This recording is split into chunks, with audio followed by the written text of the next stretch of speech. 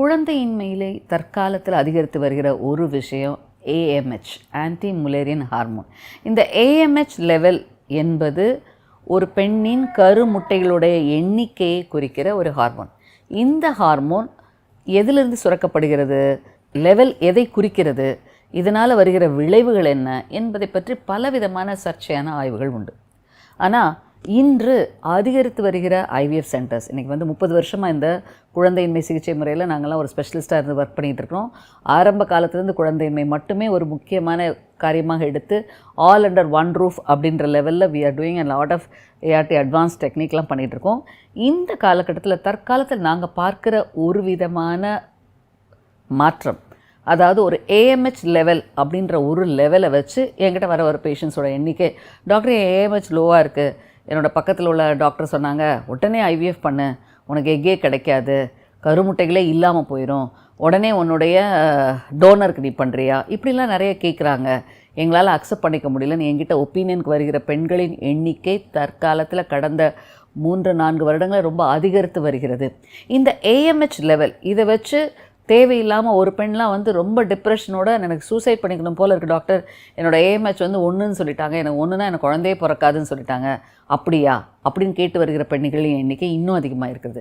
இது கூட இல்லாமல் நல்லா படிச்சிருப்பாங்க, கல்யாணம் ஆகி 2 வருஷம் தான் இருக்கும், டாக்டர் என்னோடய ஏஎம்ஹெச் லெவல் லோ, எனக்கு டோனர் ப்ரோக்ராம் பண்ணுறீங்களா அப்படின்னு கேட்டு வருகிறோம். டோனர்னால் வெளியில் வேற ஒரு பெண்ணிடம் முட்டைகளை வாங்கி கருத்தரிக்க வைக்கிறீங்களா, இப்படி கேட்டு வருகிற பெண்களின் எண்ணிக்கை அதிகமாக உள்ளது.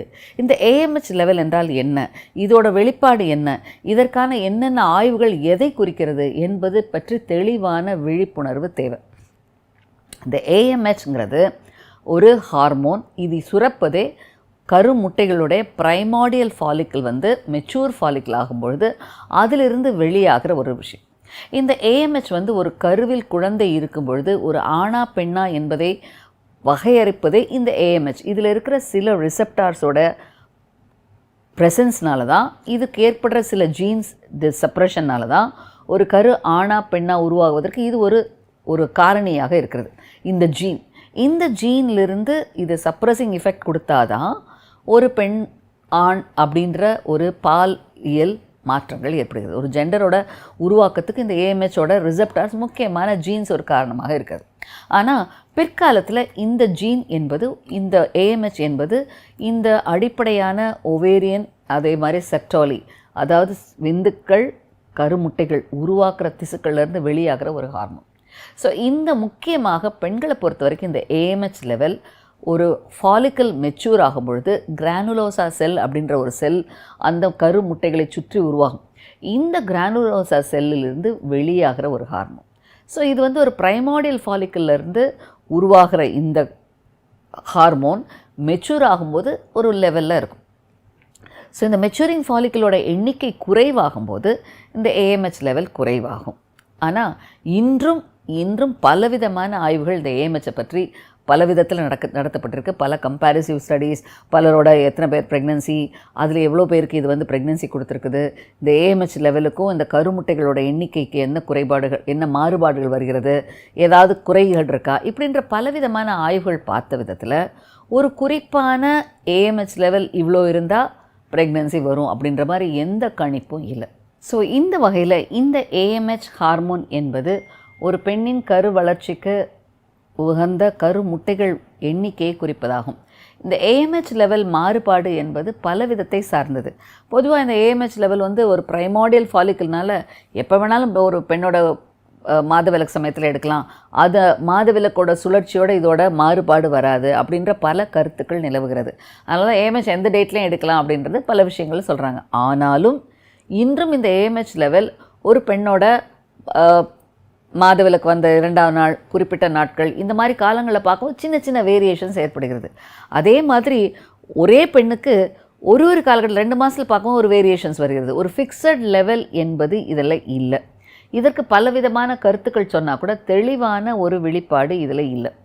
ஸோ இந்த வகையில் ஒரு ஹார்மோன் லெவலை மட்டும் வைத்து முட்டைகள் இல்லை, முட்டைகள் குறைவு என்பதை சொல்வது கண்டிப்பாக அக்செப்ட் பண்ணுற விஷயம் இல்லை.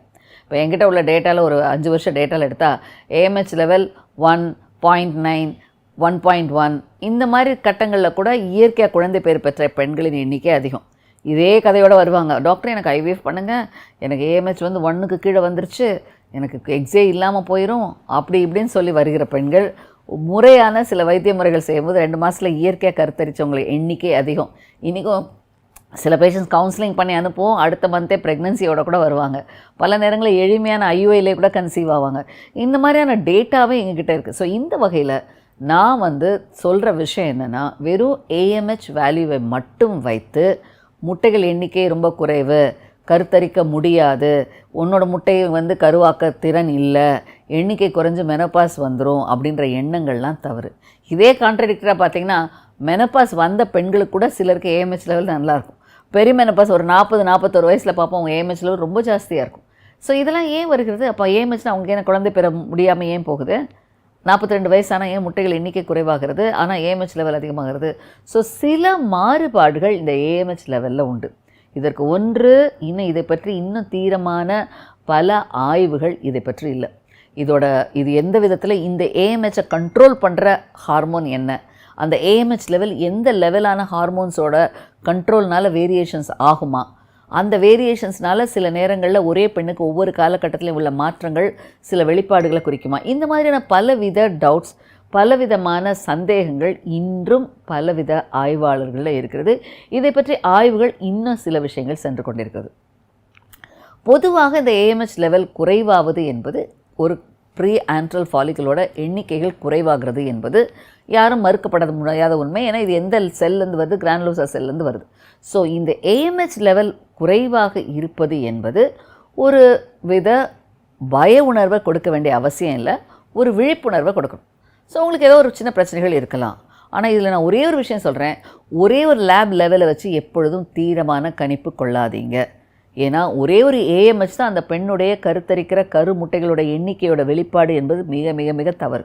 இன்றும் ஏஎம்ஹெச் குறைவாக இருக்கும், அவங்களோட ஓவரியன் ரிசர்வை பார்த்திங்கன்னா அதிகமாக இருக்கும். ஏஎம்ஹெச்ன்றது ஆண்ட்ரல் ஃபாலிக்கல்னு சொல்லுவோம். இந்த ஆண்ட்ரல் ஃபாலிக்கல் லெவல் பார்த்திங்கன்னா நிறைய இருக்கும். இந்த பெண்களுக்கு ஏஎம்ஹெச் குறைவாக இருக்குது, நம்ம கொஞ்சம் இன்ஜெக்ஷன்ஸ் நிறைய போட்டோன்னா நிறைய எக்ஸ் வரும். இதெல்லாம் நிறைய நாங்கள் பார்த்துருக்கோம். ஸோ இந்த வேரியபிலிட்டி பலவிதமான மாற்றங்களை பெண்களிடையே கொடுக்கிறது.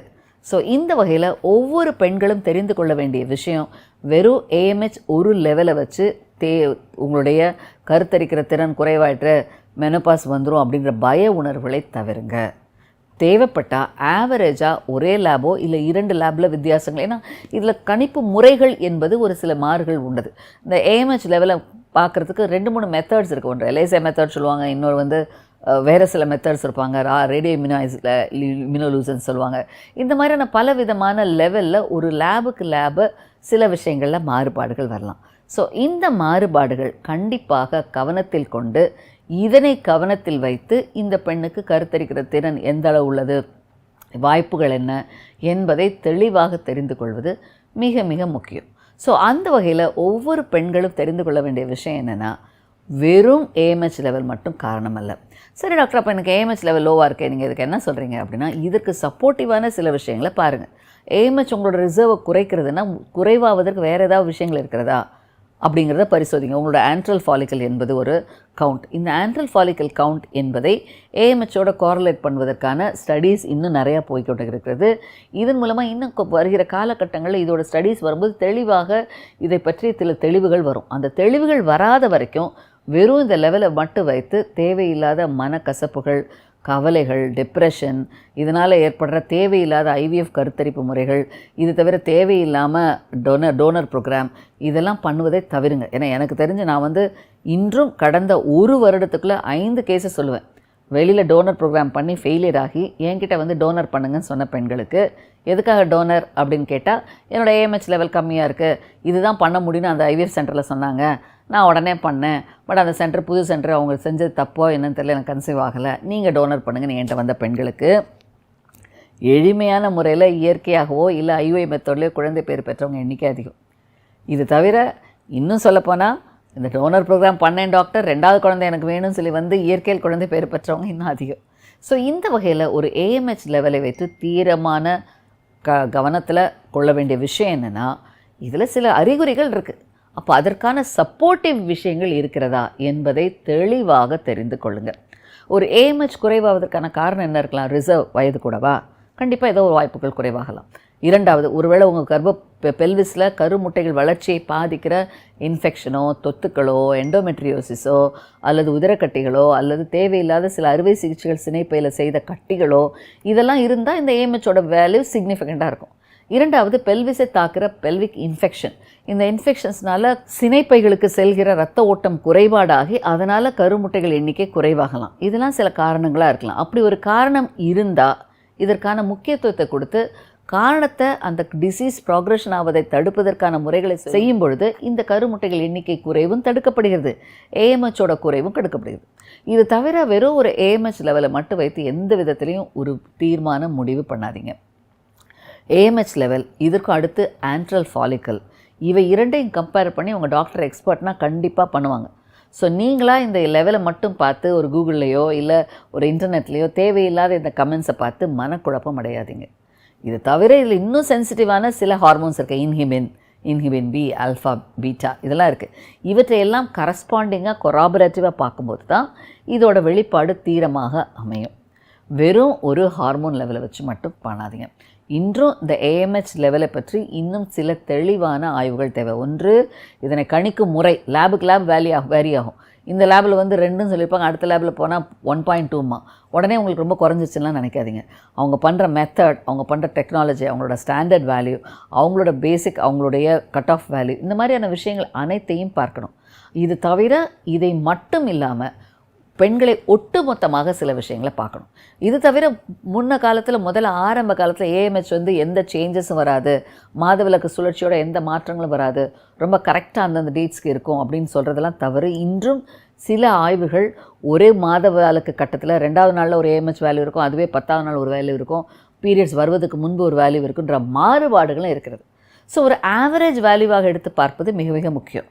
அதை விட முக்கியமான விஷயம், ஒரு பெண்ணின் கருத்திருக்கும் திறன், அந்த ரிசர்வ் என்பதை ஒட்டுமொத்தமாக ஏஎம்ஹெச்சை மட்டும் வைக்காமல் அவருடைய ரிசர்வ், அவருடைய பெல்விக் கண்டிஷன், அவருடைய வயது, அவருடைய குடும்பத்தில் இருக்கிற ஹிஸ்ட்ரி மற்றும் அவங்களுடைய கருத்தரிக்கும் திறனை பிரதிபலிக்கிற மற்ற விஷயங்களை கொண்டு தான் முடிவு செய்யணுமே தவிர தேவையில்லாமல் இந்த மன அழுத்தத்தை ஏற்பட்டு இதுக்கு தீர்வு முட்டைகளே இல்லை, ஐவிஎஃப் தான் தீர்வு என்பதை தவிருங்க.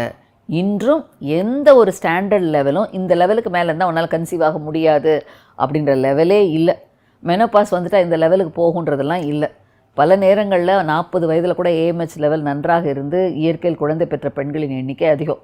இன்றும் லேட் மேரேஜ் பண்ணுறாங்க, கல்யாணம் பண்ணுறாங்க. அப்போ லெவல் குறைவாக இருக்குன்றதுனால மன அழுத்தம் கொள்ள வேண்டியதில்லை. அஃப்கோர்ஸ் இது எதை குறிக்கிறது? இது ஒரு வார்னிங் சைன். உன்னோட ஏஎம்ஹெச் லெவல் குறைவாக இருந்தால் உனக்கு ஒரு வேளை எக்ஸ் கம்மியாக இருக்கலாம், சீக்கிரம் சில ட்ரீட்மெண்ட் எடுத்துக்கொள்ளு, சீக்கிரம் சில நல்ல விஷயங்களை பார்த்துக்கொள்ளு, வேறு ஏதாவது பிரச்சனைகள் இருக்குது அந்த ஏஎம்ஹெச்சை குறைப்பதற்கு அப்படின்றதுக்கான காரணங்களை கண்டுபிடிங்கன்னு சொல்லுதே தவிர தேவையில்லாத கவலைப்பட்டு ஐவிஎஃப் தான் பண்ணணும், டோனர் தான் பண்ணணுன்ற கருத்துக்களை மாற்றுங்க. ஏஎம்ஹெச் செய்யணும், ஆனால் அதை தகுதி பெற்ற மருத்துவரிடம், நல்ல எக்ஸ்பர்டைஸான மருத்துவரிடம் ஒப்பீனியன் கேளுங்க. தேவையில்லாமல் ஒரு லெவலை மட்டும் பார்த்து மன அழுத்தம் கொள்ளாதீங்க. தேவையில்லாத கருமுட்டை தானம் இதுதான் வழி அப்படின்ற தவறான முடிவுகளையும் எடுக்க